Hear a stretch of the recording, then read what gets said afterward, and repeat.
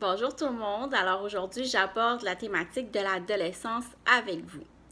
Alors, quelque chose de très important à savoir, c'est qu'à l'adolescence, il y a un besoin qui est en explosion chez votre jeune et c'est son besoin d'interdépendance.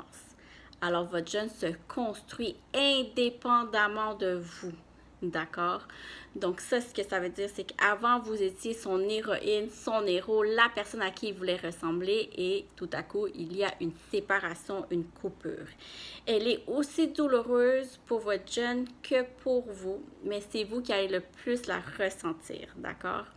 Votre jeune, lui, va se tourner et il va vouloir ressembler à ses amis maintenant. C'est là qu'on voit apparaître les nouvelles tenues vestimentaires, une nouvelle façon de parler. Donc là, c'est intéressant de amener un dialogue avec votre jeune, d'accord, et lui poser des questions. Qu'est-ce qui fait que tu aimes cette musique-là maintenant? Qu'est-ce qui fait que tu veux t'habiller comme de cette façon? Parce que c'est important de développer chez lui un esprit critique et qui se construise par lui-même, d'accord? Et de lui montrer qu'il ne faut pas juste suivre, il faut réfléchir du pourquoi on fait les choses, d'accord? Ça va l'aider dans sa construction. Ensuite, il y a quelque chose d'intéressant, c'est que de 0 à 5 ans, il y a 95% du cerveau de votre enfant qui se développe. D'accord? Et il reste juste un 5% et ça se fait à l'adolescence. Il y a le cortex préfrontal. Là se trouve, à l'intérieur, c'est là qu'on retrouve notre capacité à faire un jugement, notre capacité à se projeter dans l'avenir, notre capacité à gérer nos impulsions et notre capacité à gérer nos humeurs. D'accord? Donc, vous voyez que c'est un gros morceau. Et ça, à l'adolescence, c'est tout en train de faire des connexions, des liens. Donc, c'est vraiment un gros morceau. Donc, si vous voulez aller lire là-dessus, c'est vraiment intéressant. Au fond, ce que vous pouvez dire à votre jeune, c'est un matin où il passe par 1001 émotions en même temps, le normaliser, d'accord? Tu vis ça, mais tu sais que les autres jeunes le vivent aussi. On doit tous passer par là. C'est ton lobe préfrontal, puis non, non, non. Vous lui donnez l'explication, ça va faire baisser son anxiété, d'accord? Aussi, ça va faire baisser notre propre anxiété à nous ou nos peurs d'être incapable de bien gérer les choses. Donc, je vous donne un exemple. Un enfant qui avant n'avait eu aucun problème à faire sa chambre, ça se peut qu'un matin, il arrive et il vous dit, moi ce matin, je ne fais plus ma chambre. D'accord? Là, vous voyez, son jugement, il a complètement changé. Donc, à ce moment-là, je vous invite encore une fois à ouvrir le dialogue. D'accord? Donc, vous allez vous demander, mon jeune, qu'est-ce qui fait que tu ne veux plus faire ta chambre aujourd'hui? Et là, je vous avertis tout de suite.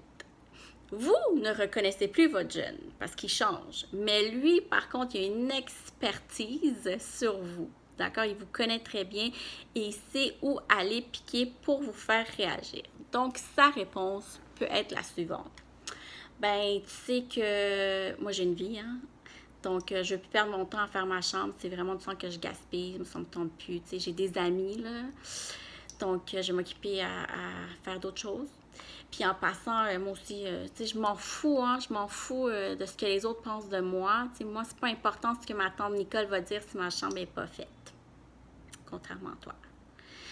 Donc, à ce moment-là, important, notre non-verbal neutre, d'accord? Je sais que des fois, notre non-verbal, il parle beaucoup, comme, mais faites-le à l'intérieur de vous, laissez-le pas transparaître, d'accord? Et vous devez arriver à faire un compromis avec vos jeunes. Fait que écoutez ce qu'il dit. Si vous ne voulez pas répondre sur le coup, dites attends une minute, je vais y réfléchir. Allez écrire ce qu'il vous a dit, préparez vos arguments, mais vraiment prenez le temps, d'accord? Donc, vous pouvez lui répondre en lui donnant raison sur certains points. Les jeunes ont besoin de validation. Donc, vous pouvez dire tu as raison.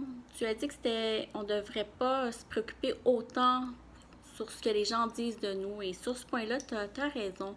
Et tu sais quoi, je comprends aussi que tu aies d'autres choses à faire, que tu veux occuper ton temps d'une autre façon que faire ton ménage. Par contre, tu es chez moi. Vous voyez votre cadre, vous replacez votre cadre. Tu es chez moi. Et moi, ça va me déranger de voir le désordre dans ta chambre. Par contre, je vais accepter que tu ne le fasses pas. D'accord? Mais je vais te demander de fermer la porte. D'accord? Comme ça, je ne le verrai pas. On a ici un compromis. Tu es d'accord? Je suis d'accord? Parfait. Et là, je sais que ça peut faire peur. D'accord? Ayez pas peur.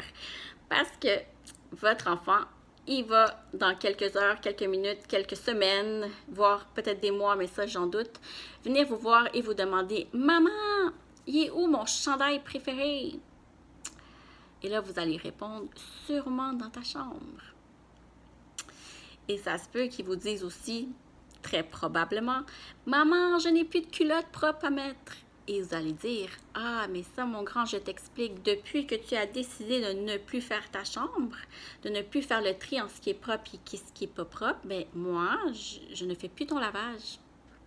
Donc, si tu veux que je fasse ton lavage, il va falloir que tu ailles faire le tri dans tes vêtements. » Et si vous êtes téméraire cette journée-là, vous pouvez même lui proposer de lui montrer à laver ses propres vêtements lui-même. D'accord? Donc, ici, on appelle ça en communication faire une confrontation. Des fois, le mot confrontation, ça nous fait peur parce qu'on a l'impression que c'est des gens qui crient, qui argumentent, qui veulent gagner un point et ce n'est pas ça une confrontation.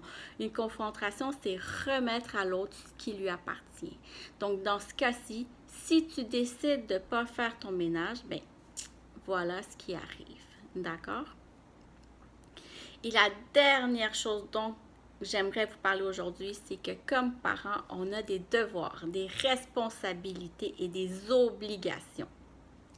Et plus vous allez les connaître, mieux vous allez être préparé à ouvrir une discussion avec votre jeune. D'accord? Vous allez pouvoir vous planter sur quelque chose de solide. Je vous donne un exemple. Votre jeune de 13 ans a des difficultés à l'école. Mais là, il vous annonce qu'il ne veut plus aller à l'école, d'accord? Il veut décrocher. Donc là, vous pouvez lui expliquer que légalement, vous êtes tenu à ce qu'il fréquente l'école jusqu'à l'âge de 16 ans. D'accord? Comme parent, vous êtes responsable de vous assurer qu'il aille à l'école. Et que si vous ne faites pas ça, il va avoir la DPJ, il va avoir un signalement et la DPJ va se rendre à la maison. D'accord? Donc, à ce moment-là, qu'est-ce que vous faites? Vous plantez votre cadre. Là, vous expliquez à votre enfant, voici ce qui va arriver. D'accord? Moi, j'ai la responsabilité de. Mais, qu'est-ce qui ferait en sorte que, sachant tout ça, tu décides malgré tout de ne pas aller à l'école? Et là, ici, c'est vraiment mon expérience comme intervenante qui vous parle. Le mieux je connaissais mes balises, sur quoi je pouvais travailler avec le jeune, le mieux je pouvais lui partager ça. Et à ce moment-là, le jeune peut me faire confiance. Je deviens une personne sécuritaire pour lui et à ce moment-là, il peut s'ouvrir et me donner accès à sa vulnérabilité. D'accord? C'est comme ça. Alors là, votre jeune peut vous dire, ben oui maman, c'est vrai que j'ai des difficultés à l'école, mais il n'y a pas juste ça. Au fond, là, il y a le grand secondaire 5 qui m'intimide. Donc, vous voyez, vous avez accès quand votre intervention elle est basée sur quelque chose de concret. Donc, c'est important de savoir, comme parent, c'est quoi vos responsabilités, c'est quoi vos devoirs et c'est quoi vos obligations. Donc, c'était ma première vidéo aujourd'hui sur le thème de l'adolescence. N'hésitez pas à la partager si vous avez des parents d'adolescents autour de vous. Et je vous dis à la prochaine. Laissez-moi vos commentaires. J'adore vous lire. À la prochaine.